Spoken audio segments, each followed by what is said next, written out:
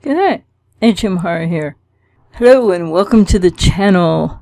In this video I'm going to be talking about borderline, quote, love, unquote, why it just ends. Does the borderline love you so intensely and so passionately and so much, and then all of a sudden they don't? Or all of a sudden, one day, they don't. Or in moments of time, they don't. This is commonly associated with and explained by splitting. They idealize you. Everything's terrific and wonderful. Then they get triggered or something happens, or they don't. Something happens inside of them and they feel differently all of a sudden, and now they're devaluing you because they can't stand their own mood state, don't understand it, don't know how to regulate it, don't know what to do about it. That's there for sure, and that plays a big part in this. But how is it that so many people out there, and maybe you're one who has not yet realized this, maybe you're one who's been through this, maybe you're someone going through this now, the person with borderline personality that you love is so intensely, seemingly, but as far as you know, loving you so much too. They might even be telling you that you are the greatest lover they've ever been with, that you are the best looking man or woman they've ever been with. You are just the person that they feel the most love for, and you are the closest to them that anyone in their life has ever been, because you're just simply amazing. Well, that's idealization at its best, and not to take anything away from you. I'm sure that you have the ability to love, to be very kind, to give. But the more that you are very kind, the more you do have to give, the more you actually do love the person with borderline personality, then you're going to come crashing at some point or other into this really divergent, opposite experience of, wow, this is great, and the intimacy and the relations are the best you've ever had, and this is fantastic, and they love you so much, because in all that idealization, it really feels that way, it really seems like that. Does that mean it's really like that for the person with BPD? Well, yeah, sorta, pretty much, but guess what? They also have anxiety, they also have push-pull, they have a lot of things starting to happen for them as they get close with anyone, that even if they're still managing to maintain that idealization, the clock has already started to tick on that. And people, of course, before they know what's happening, or you go through a painful breakup, on and off again cycle and or breakup, or get ghosted or discarded, the question I'm here to answer in this video is, how can the borderline love you so very much for whatever period of time, or seemingly for a while? Maybe there's a few bumps in here and there, but they're still really, you believe, as far as you can tell, what you're experiencing, what you're feeling, they really love you so passionately and so intensely. And then, like many clients I'm working with now, many clients over the last 30 years will say, as people write about online, as there's comments on my channel saying, well, okay, so this was the case, and it was a great relationship, and I really loved him or her, and then all of a sudden, they told me one night or one morning that I was the best partner they'd ever had, physical relations and in every other way. You're the closest to them ever. They tell you this, and then all of a sudden, they're either breaking up with you, they've stepped out, and now they're cheating on you, and you find this out, or it comes to light at a certain point for everybody, that it happens to, or they just ghost, discard, cut you off, they're gone. Now what? Because besides a world of hurt and pain, but how could you not be in disbelief? Because you've been told that you're the closest to them ever, and that they love you so much, and they love so intensely and passionately, and you've been idealized, and everything has been seemingly wonderful, or pretty much everything. Many people who I've worked with over the years and working with now, they say it was really good, and then all of a sudden it was either there was, on again, off again issues and struggles, or the person was just gone. They just left. They might have sent a text message or something in this day and age and said, I'm done, that's it, don't contact me ever again. How are you supposed to figure out what is that about? What happened? The first thing to know is, it's very common, unfortunately, for many people with BPD to do this in relationships with others, and that it's not just happening to you, but when it's happening to you, it's very painful and it's very confusing, and that this is the borderline out of sight, out of mind, and needing you to be out of mind, to be out of sight, because they're feeling engulfed. They're feeling like they're about to be annihilated, which is really at the opposite end of the fear of abandonment. So it's not unrelated to that, but it's sort of at the other end of that scale, so to speak. And people with BPD, having arrested emotional development by the age of 2, really have this childlike way of whatever they feel, however they are relating, that it is 1 minute the best in the world, or for a time, or maybe off and on somewhat. And then the next thing you know, it doesn't exist anymore. It's gone.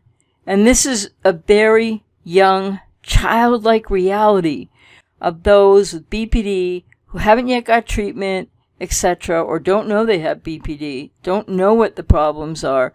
This happens on a subconscious level, and it is that reality of a young child, emotionally, that just has you in mind, in sight, in front of them, you're real, and then all of a sudden, you're not real, you can't be trusted, they don't feel like they can trust, they don't even know all this, it happens so quickly. So then you are out of sight, and you are out of mind. And it really speaks more than to splitting, like the idealization, the valuation split, because sometimes this happens so quickly in what will be, for many, many people with BPD, a final end of seeing you. Your existence will be canceled out to them subconsciously, but that's all they'll know consciously, therefore they project it out onto you, and there is no coming back. And if you try to come back, or they come back, or you go around again, it happens faster and more, and most of them aren't coming back, and there is no coming back once this occurs inside the person with BPD, because you're out of sight, out of mind is not reversible. One moment they're telling you you're the greatest person in their life ever, and they're looking forward to the future, etc., and it could be 10 minutes later, a matter of hours later, a couple of days later, and boom, they're done, it's over, they discard, they ghost, they give you the text, they tell you, I'm out of here, it's that's it, don't contact me ever again, and they don't even really know why, but one thing they feel in a compelling way is, again, in the attempt to attach, because they don't really attach, and in all their attempts to love, because they don't really know how to love, and all their attempts to receive your love, because they don't really know how to do that either. They then just come to this place that is the apex of the repetition compulsion, that they experience an interrupted attachment at a very young age, a screeching halt to nothingness. They don't understand it and they can't explain it, but what it is that instantaneous moment relived of a ruptured, otherwise perhaps beginning of relationship, beginning of attachment, that then just gets cut off and doesn't go any further. So this is really the out of sight, out of mind, or then out of mind and then out of sight, that happens instantaneously for people with BPD who do not have a stable sense of self from which to create attachment, feel real with attachment, and take in and accept and know and trust your attachment to them, your love for them. They don't know how to give the love. Of course, intellectually, they think it's all different. And that's what they're really operating on, is some intellectual understanding of something like that would feel good. That does feel good when they tell themselves that and when they share that with you. But it is this really repetition, compulsion-driven re-experiencing of the apex, that moment of the ruptured relationship, when the attachment was either totally cut off or severely interrupted in a very young infant, when they were young infants to early toddlers, and that is as far as they can go emotionally, and they don't understand it because it is buried deep within their subconsciousness. And this is why and how you go from being the best, the closest, this is the greatest, all the future plans, because they don't really feel this. They might feel it, but they're not attached to it. They don't have any mechanism of emotional capability to cope with it. And then, bam, you're just going to be out of mind and out of sight, out of mind at the same time. And even if you could have that last conversation with them, or for people that have tried or gotten that, these people with BPD who have this going on and haven't had any treatment, they have no way to explain it. And that's why they think it's you. They just project it out. Oh, well, it must have been something you did. Must be you. I must have been wrong about you. Because these are essentially the very young, from the arrested development, the very young feelings that they've had all their life about, usually mother, but that experience of that interrupted attachment, or lack of attachment, well, it wasn't really real, and I can't trust this. Without it being a conscious knowing, there's a deeper intuitive or primal knowing that there's just a point beyond which it's just, they can't go. They don't know how to go there.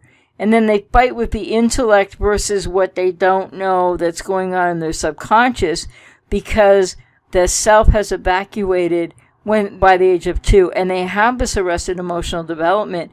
And if it's not repaired, if it's not healed in therapy, this is the best they can do. This is the furthest they can go, and then it all stops. And when it stops, for most, not all, that's it.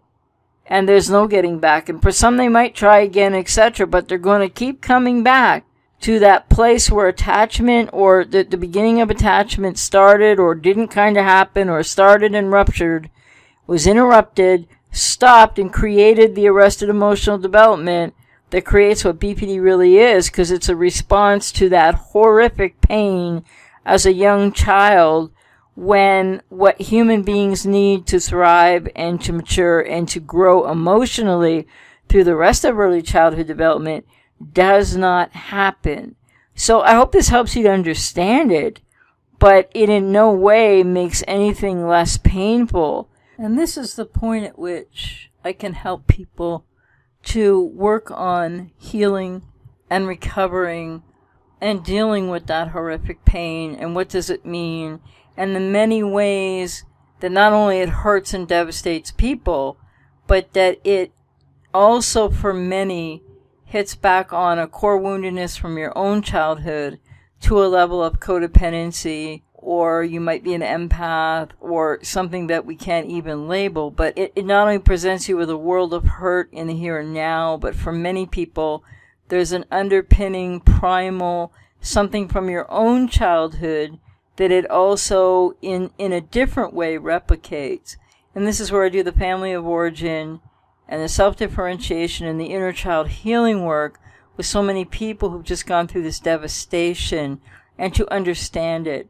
And yes, some people with BPD might come back and try again, but if you allow that, you're going to go through the same thing more quickly, and it's going to hurt even more. And so if they cycle back, if they hoover back, nothing's going to change, and the same thing's going to happen to you time and time and time again. And they don't understand what's happening. And I don't mean to say that that's in any way to be insulting to those with BPD, because this is not about their intellect. This is about something that happened emotionally that one has to get really into and all the way through a process in psychodynamic therapy to recovery to even know this. And I know this from the inside out. It is undeniable that the lack of, or the interruption of attachment is the out of sight, out of mind, setting aside from self the other, not having self-reference, not having other reference. Therefore, everything that just happened, whatever that was, they don't really understand at all consciously. It was you, because you then represent the object other that it was in their infancy. They didn't create this. They didn't make this happen. It happened to them. And therefore, now you stand in their lack of understanding, but intellectually they will scramble, and it will become all your fault, and it was you. And even if you do continue to want that conversation or to hope to be hoovered, you're in for an only increasing world of hurt. These things do not change until someone gets a lot of therapy to the point of pretty much recovered.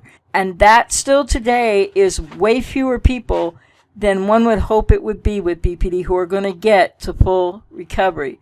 The cycles go round, and now what you need to ask yourself, or in retrospect, or if you're still struggling with this in one way or another, is what can you do to help yourself, perhaps working with me if you resonate with me, to understand this more, to go forward, to do the family of origin work, your own healing, self-differentiation, inner child healing, where this likely you've experienced something similar, and I can't really get into in this video why that's often the case.